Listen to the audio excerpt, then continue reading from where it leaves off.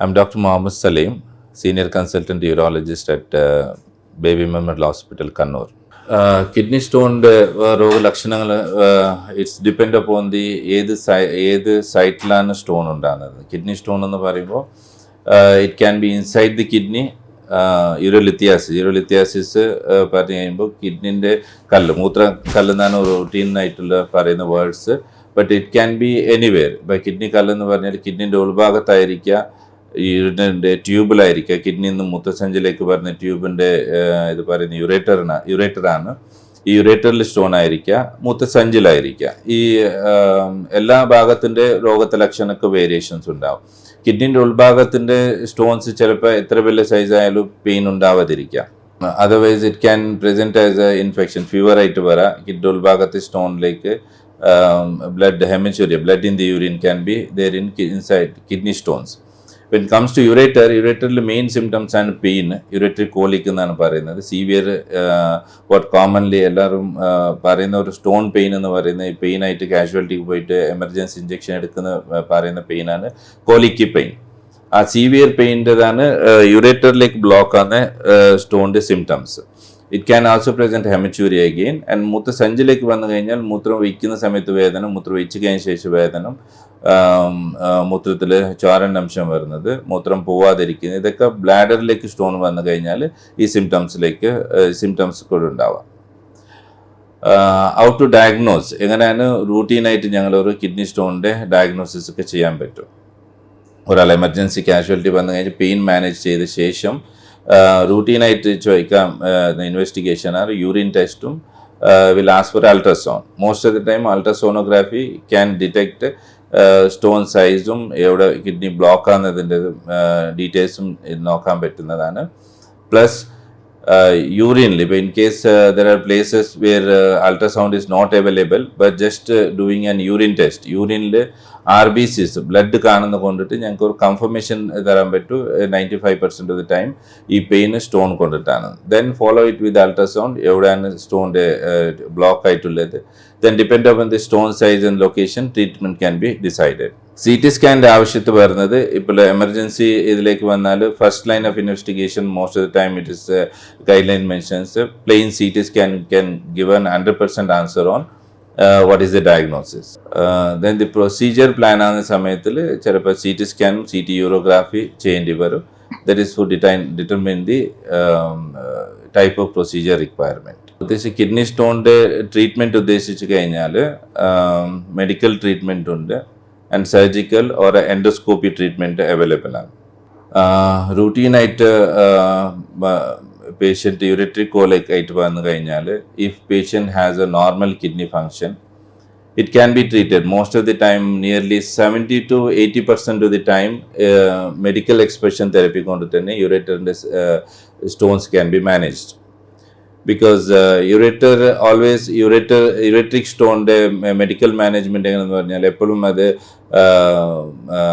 size in male depend aayirikkulla. Etra veliya stone size stone can be expelled medically.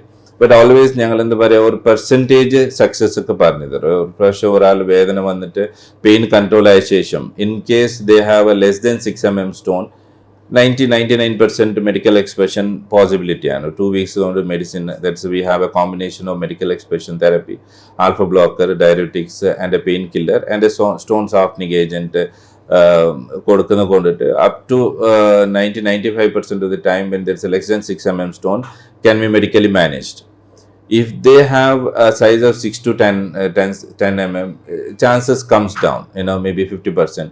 More than 10 mm, again it comes down 10%, and more than 15 mm, really 1% chance that they may medically get expelled. Along with that, when the patient has a pain and the system is obstructed, if the creatinine is going up, or a patient has a signs and symptoms of a fever, urosepsis ന്റെ symptoms ഉണ്ടെങ്കിൽ, അല്ലെങ്കിൽ 2-3 weeks കഴിഞ്ഞിട്ടും ഒരു ureteric stone expel ആകുന്നില്ലെങ്കിൽ, then we'll advise them the ureteroscopy procedure. Ureteroscopy is a minimally invasive procedure ആണ്. Endoscopy വഴി ഇവിടെ via natural orifice ureteric or യുറട്രിലേക്ക് എൻഡോസ്കോപ്പി ഇതാക്കിയിട്ട് stone via laser, using the laser. Now the latest laser has come, the TFL laser. Using the TFL laser, we can safely remove the stone as a daycare procedure.